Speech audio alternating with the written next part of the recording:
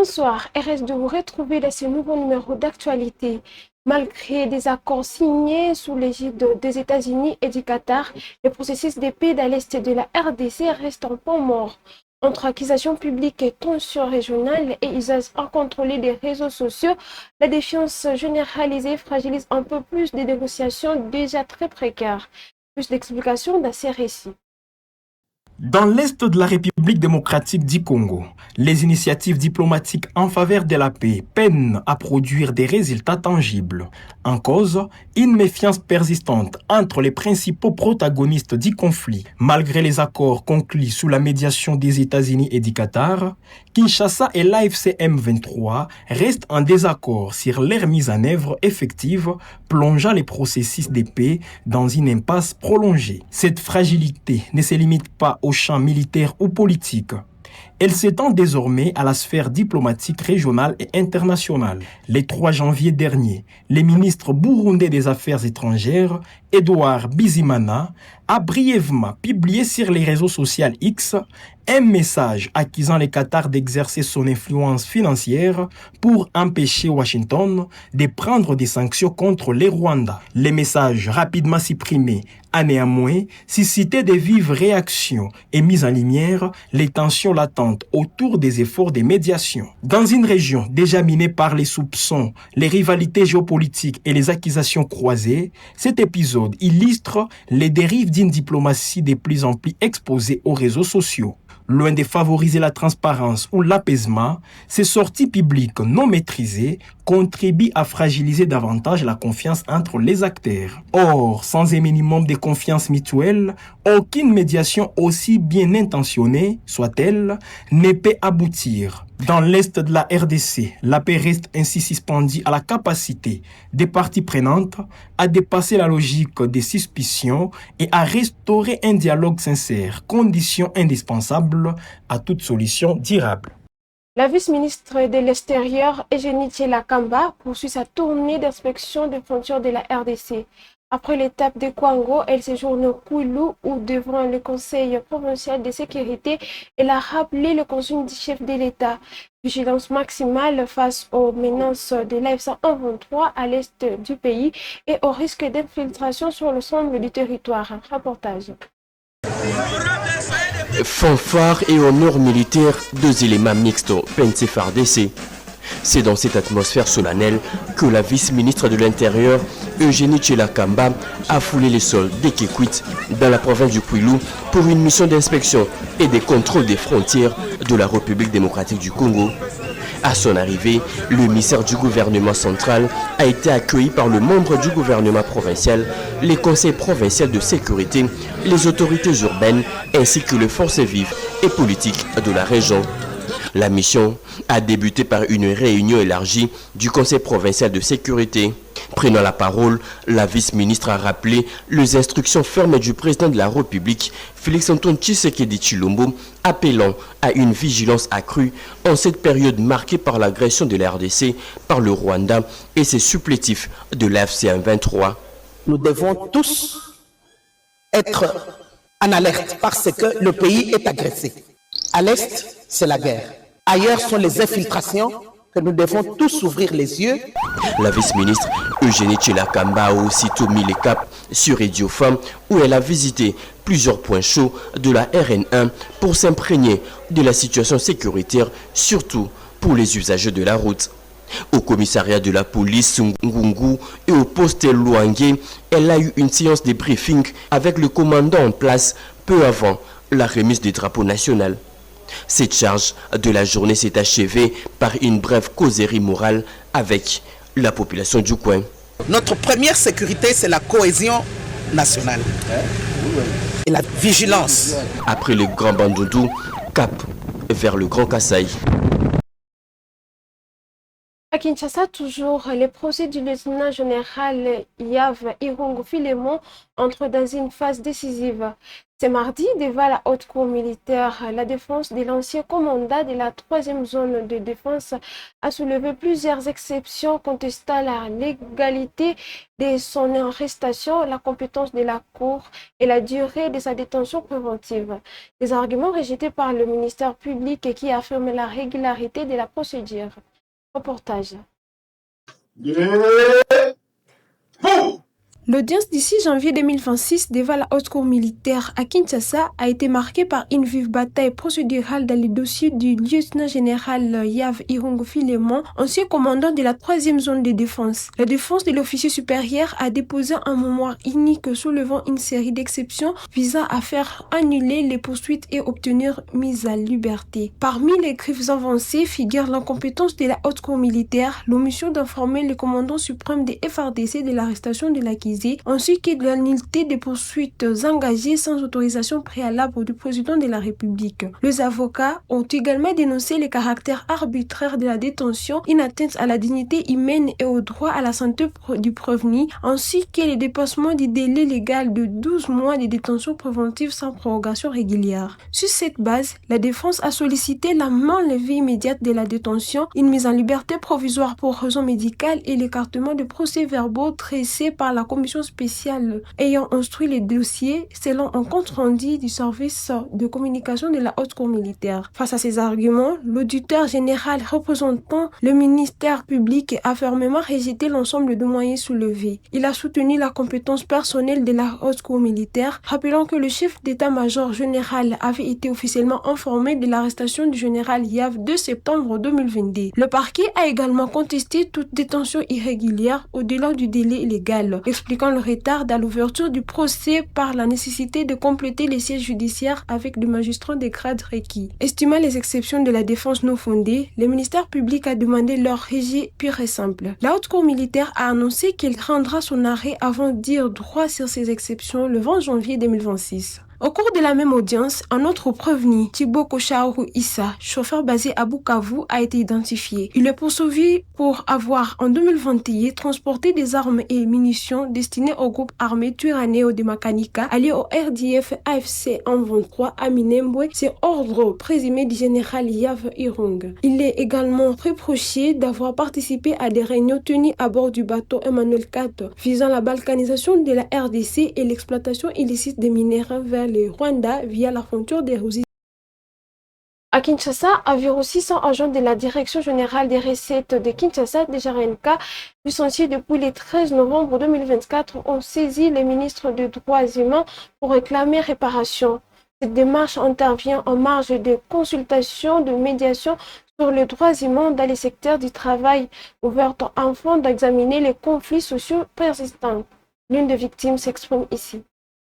Je suis Madame Amira Salim, agent suspendu à la DGRK. Alors, premièrement, je dis merci au ministre des Droits humains pour cette initiative qui nous a amené ici. Question de se plaindre, présenter nos problèmes, nos soucis auprès de lui afin de faire le suivi pour nous aider à bien mériter nos droits. Donc, raison pour laquelle nous disons merci pour cette initiative. Merci pour cette initiative. Nous avons parlé de nos mécontentements, de nos droits qui a été, on nous a privés de nos droits.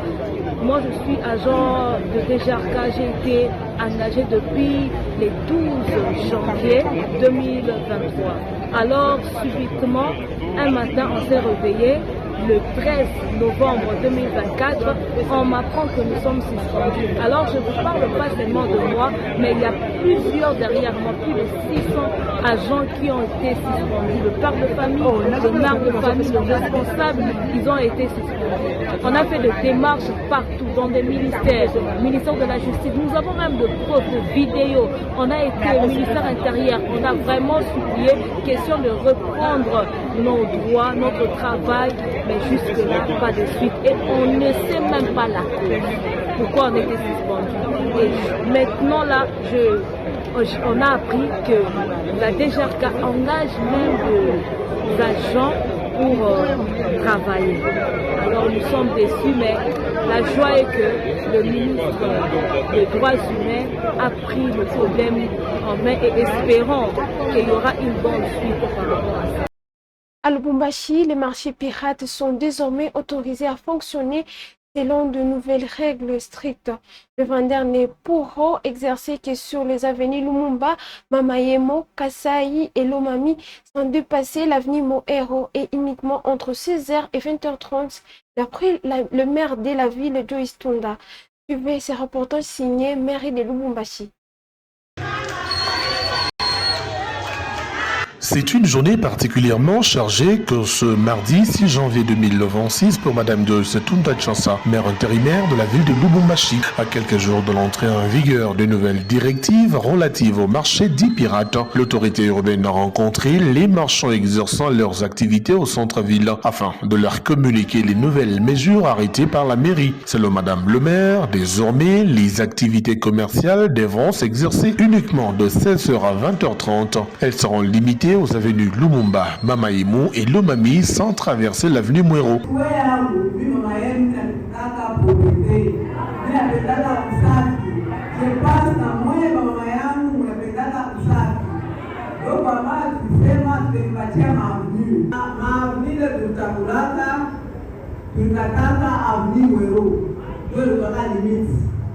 Alors, tumeachaka avenue Lumumba, tumeachia avenue Kasai, tumeachia Desizim, tumeachia tena avenue Mikasi, tumeachia avenue Lomami na tumeachia avenue Mamayemo na avenue Petit Lumumba. Alors, ile maavenue ndio kunapaswa kwanza kutatika mavitu vyenu ya marché pirate. Hapa le choix est clair. Donc c'est-à-dire, quand on appelle là, tuanzane na wewe, kuingia 7 heures, tunaanza na wewe pili. Tunamiangana vitu. Est-ce que c'est mzuri? C'est pourquoi tunasema utaanza kuingia à partir ya 16 heures juste na 20h30 kila mtu aanze kunywa. Pourquoi tunatakula 20h30? Kama nimeangalia hivi mwewe hapa bazazi. Unatoka kwa nyumba unaacha watoto. Mambo ya security ndio preoccupation yetu. Unaweza kutia ushiki na makuteneo kushishi. Nawe mwenyewe mtu est-ce que mzuri vile? Déjà kuna bakaikia nguvu sana. Au cours de cette même rencontre, Madame Joyce Tunda Chansa a également insisté sur le maintien de la propriété de la ville et le respect strict de limites fixées, des mesures qui visent aussi à garantir la sécurité des marchands.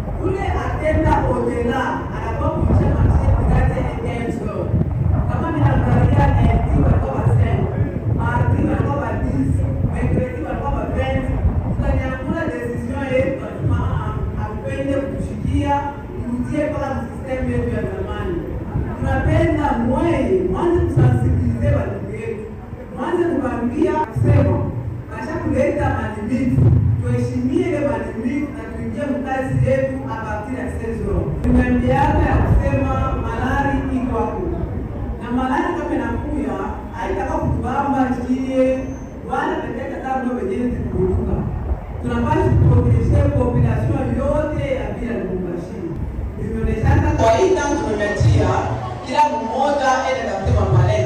Dans les soucis de mieux réglementer ce secteur, l'autorité urbaine a par ailleurs annoncé qu'il est désormais interdit aux policiers de percevoir les taxes auprès des marchands.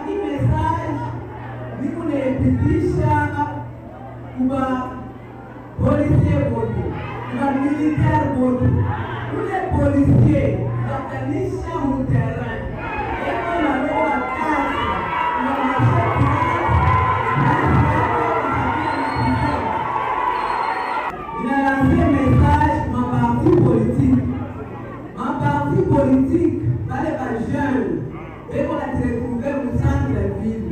Kanaanza kwenda kutrakase kwa mama yetu, kanaanza kwenda kutrakase kwa operateur économique. Kwa maana anze kutoka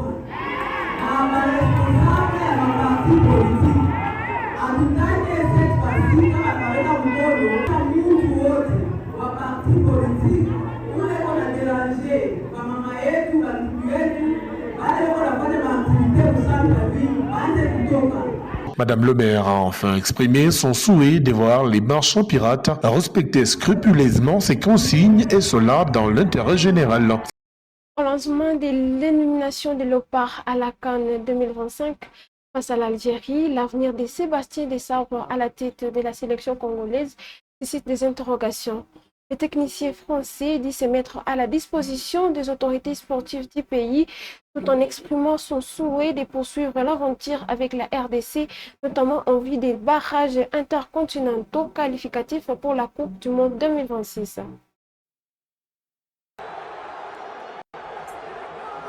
Au lendemain de l'élimination de la République démocratique du Congo en huitième de finale de la Coupe d'Afrique des Nations 2025 face à l'Algérie, le sélectionneur national Sébastien Desabre a clarifié sa position quant à son avenir à la tête de Léopard. Les techniciens français a affirmé se mettre entièrement à la disposition des autorités sportives congolaises, laissant à la Fédération congolaise de football association les soins de trancher. Je respecte les institutions. Si la fédération estime qu'un changement est nécessaire, je l'accepterai, a-t-il déclaré, se montrant ouvert à un éventuel départ après ce revers continental. Pour autant, c'est lui que les supporters congolais surnomment affectueusement Tatou Seba, n'a pas caché son désir de poursuivre son travail avec la sélection congolaise. Sébastien Desabre a exprimé sa volonté de continuer l'aventure, notamment en perspective des prochains barrages intercontinentaux qualificatifs pour la Coupe du Monde 2026. La RDC y affrontera en finale le vainqueur du duel entre la Jamaïque et la Nouvelle-Calédonie. Arrivé à la tête de Léopard en 2022, Desabre a profondément marqué son passage. Sous sa direction, la RDC a atteint les demi-finales de la Coupe d'Afrique des Nations 2023, signant un parcours salué sur les continents africains. Quelques mois plus tard, les Léopards ont également brillé lors des barrages continentaux de la Coupe du Monde 2026, avec 2 victoires de prestige face au Cameroun et au Nigeria. Malgré l'élimination précoce à la CAN 2025, les bilans du sélectionneur restent largement positifs. La décision finale appartient désormais à la FECOFA dans un contexte où l'avenir de Léopard se joue sur un tournant décisif de l'ère histoire récente. Et c'est la fin de cette édition d'actualité. Mesdames et messieurs, merci pour l'attention et votre temps. N'oubliez pas surtout de liker, de partager les informations. C'est ici à WAB Info TV. À très vite.